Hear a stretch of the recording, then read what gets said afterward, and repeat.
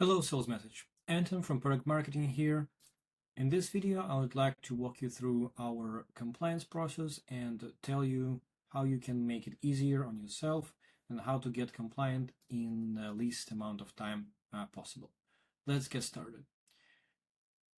And I would like to first start from what is compliance, what is 10DLC, why do you need it, and where does it come from. And we have a FAQ article about it. The link will be in the description, which basically talks about this topic. 10DLC was introduced by carriers, and it's a sanctioned platform for business to send their messages with local numbers, and it protects your customers from spam, from unwanted messages, and it allows you to reach your customers in an efficient way. So it's not something that Salesmsg has come up with. It's something that has been around in the industry since 2023. Again, the link to this article and other articles that can be useful will be in the description of this video. Now let's switch to a brand new Salesmsg account, and I will talk you through what is happening. So right now, as I said, you can see a brand new account that I have just created in Salesmsg. And the number that you see here is a trial number. It is messaging capable number, but it has a couple of limitations. We provide this number for testing purposes only. For example, there is a limit of maximum of 10 contacts you can message from this number. You will also have watermark added to all your messages, and there are some more restrictions, but still you will be able to see, get the feel of the platform, understand what features we have, and so on and so forth. So as you can see, here's my contact that is created with the information I have provided before. So again, as a fully testable account, it's not business ready. You cannot do business messaging with that because, as I said, you're gonna have watermarks and limitations. So what do you want to do in order to get fully compliant, in order to get registered for 10DLC or for toll-free? So we provide you a quick way to do it, the Start Now button with the banner on top. So let's just do it. All right, so in order to give you the most useful experience or the most tailored experience, we need some additional information. So again, which country do you want to send messages to? Let's say for demonstration purposes for this video, I will pick United States because Canada doesn't have 10DLC requirements, and if you only message to Canada, then you are ready, or you're free to upgrade, pick a local Canadian number and start messaging. But if you message to US, then you would need to register for 10DLC. Second question is about YIN and or about a business number in Canada. So if you have it, then you can register for 10DLC. If you don't, you only can go for toll-free numbers as shown here. But again, for the purposes of this demo, I'll say that I do, and then I'll pick local numbers, and you will see why. All right, so I have gone over my questionnaire, or I have provided the additional information. As you can see, that's how we determine what kind of number you want. You can always go back and edit your answers if you need to. But in my case, again, for the purposes of for demo this video, I will do a US number, and let's say let's pick California, for example. Perfect. And so we pick the business number. This number will stay in your account. You will be able to use it for messaging after you get 10DLC approved. And here's the main compliance page, and what sections does it have? So first of all, it has the required section, and this section is direct result of the answers that you gave us on the questionnaire part. So as you can see, we need your business profile and then local number registration. We also provide additional compliance, which is calling compliance, CNAM, stir shaken, and we provide toll-free number verification. But in this case, the toll-free is optional and the calling is recommended. All right, so let's go over both business profile and local numbers. Keep in mind, it does take a bit of time, and I'll specifically show where you may encounter difficulties, where our customers usually encounter difficulties from verification standpoint. But don't worry, we have a strong team working just for you to be able to get your business through, to explain what is compliant, what is not, why it's so, and we have a very high rating of approval for those customers that do submit the information. All right, so now again some questions. So where's my business located? Let's say United States. This is the YIN step, and you can find your business. So for the real YIN number, you can find it here, and we will do research. But in my case, for demo purposes, I will enter some data manually. So this is the YIN. This is the business name. This is my address. It's the city, and then let's call it Alabama, and then there is the zip code. So as I said, if you have YIN, the best way to do it is search for it, and then the information will be uploaded from the system. You can always switch to manual tab and correct some information if it's too old, if it's not correct. Also, we recommend you upload the IRS YIN document. This is just for verification purposes, but it is optional.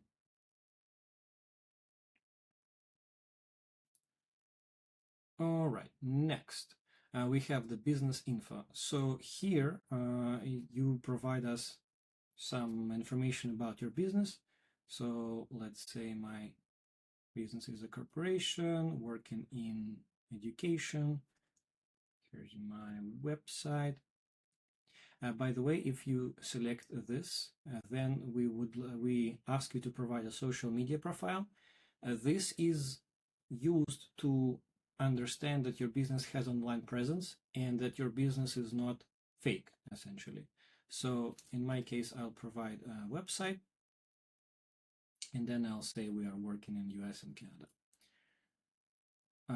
All right, so next is authorized user. Again, this can be you, this can be anyone in your business. So like so, and then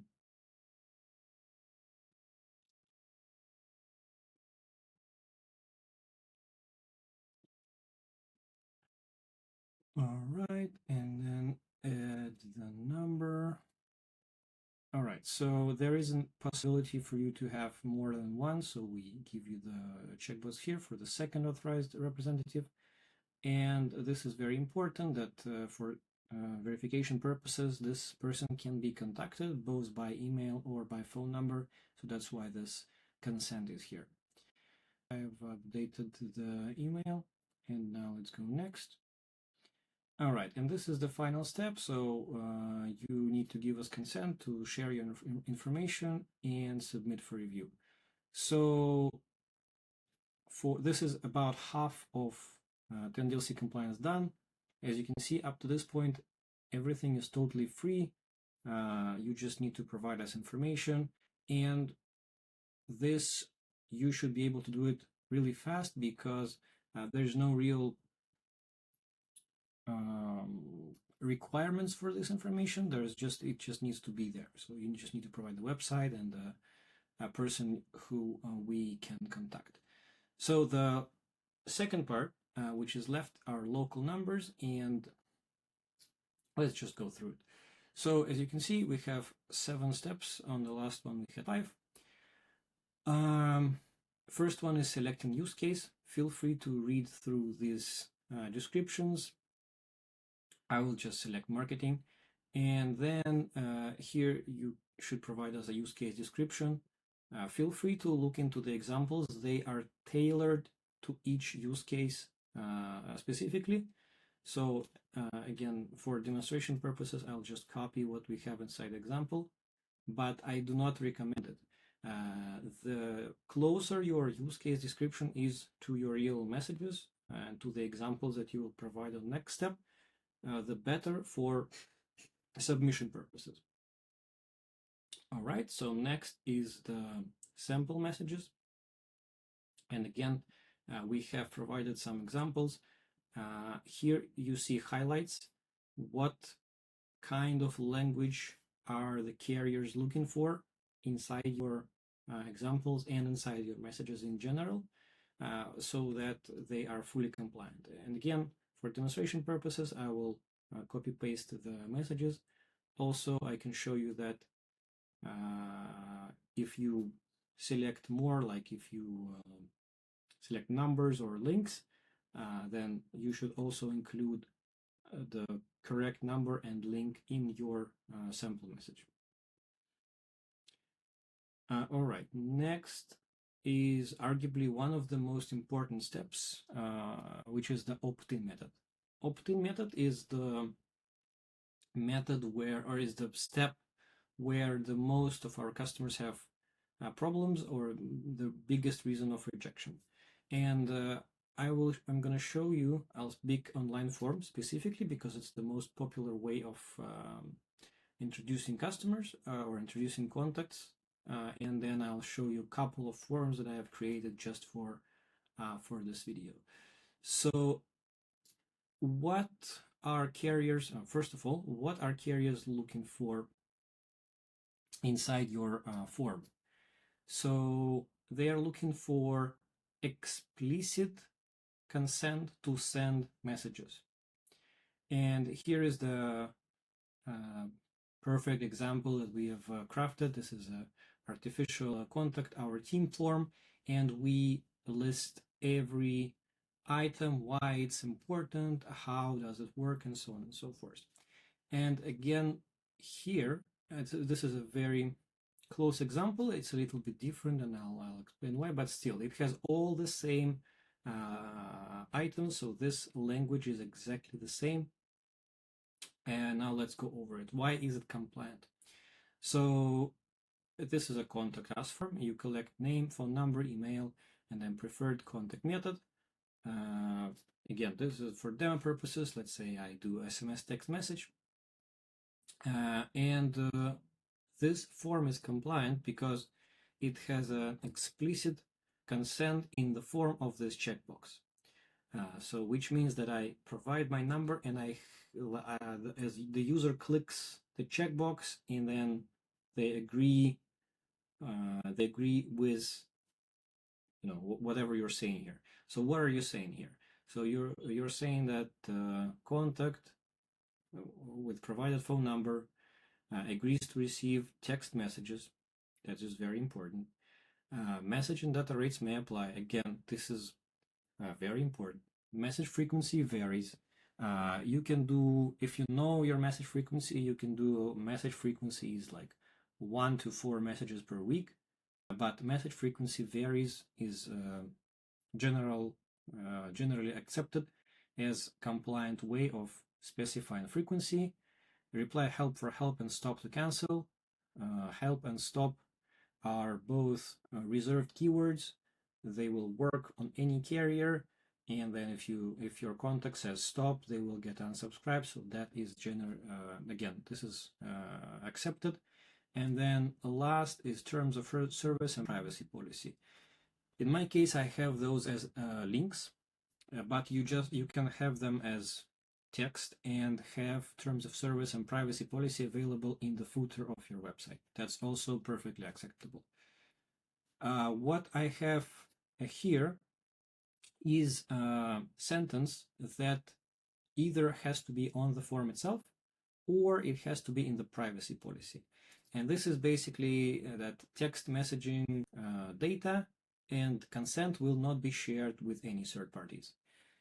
You can share data other than messaging or opt-in data with third parties. That is, as long as your privacy policy allows it and your customers agree to it, that is perfectly fine.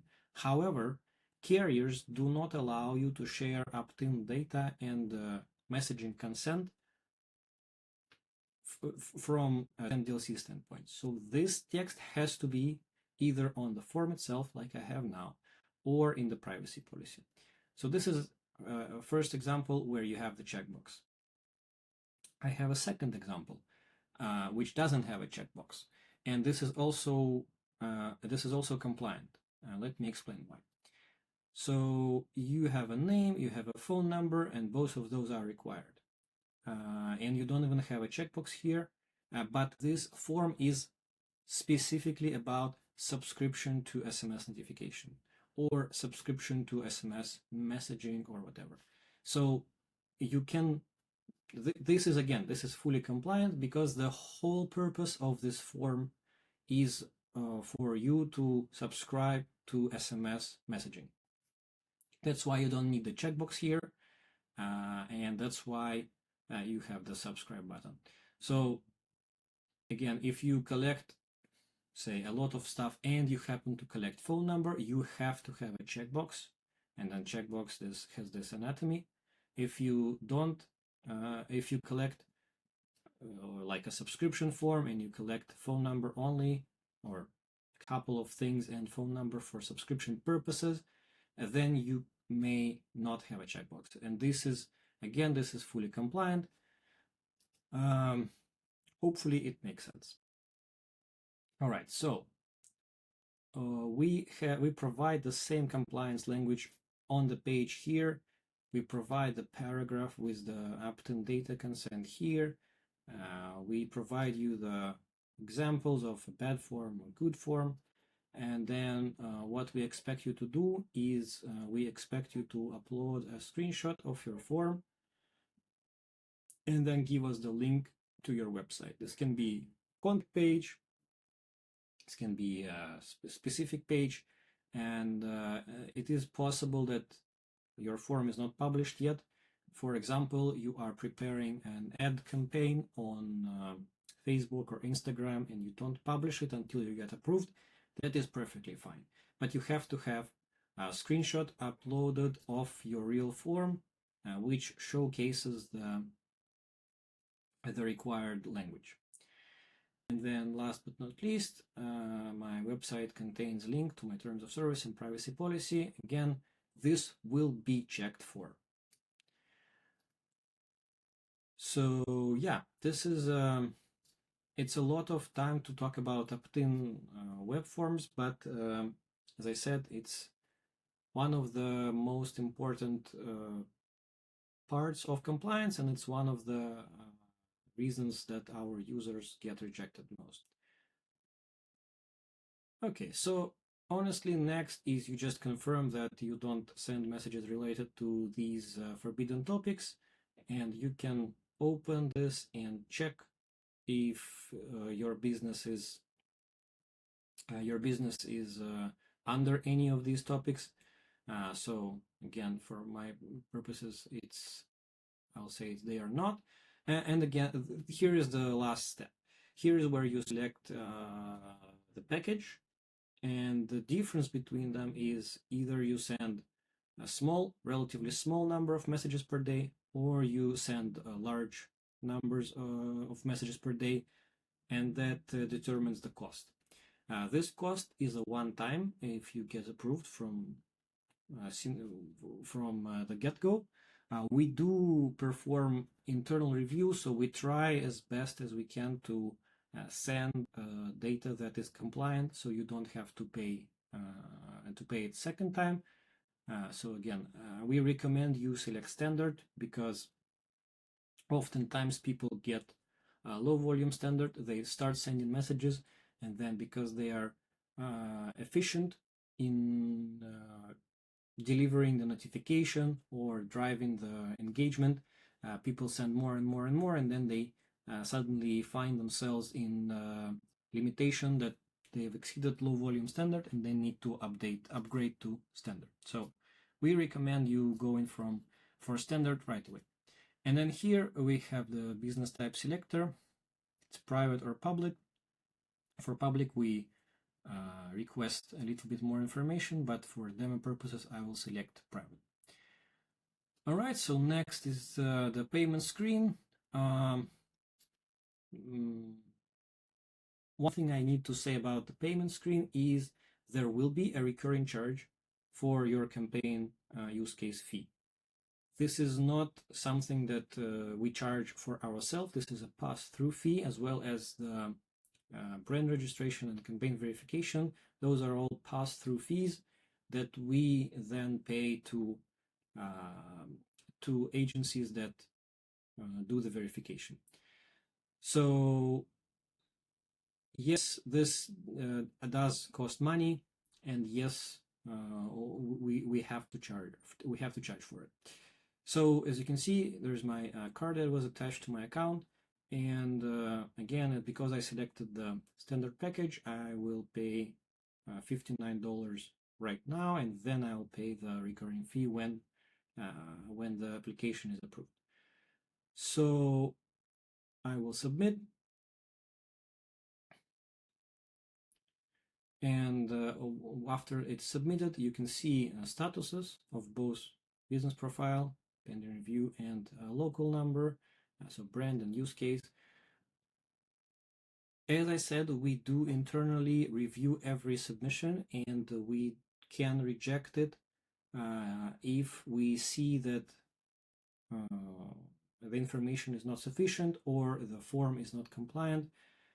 We don't do it for malicious purposes. We do it because we want to have you as perfect submission as possible, so that when we submit it to the carrier, it gets approved and you don't need to go and change it again and again and pay money for it. So yeah, there you go. That's the 10 DLC walkthrough.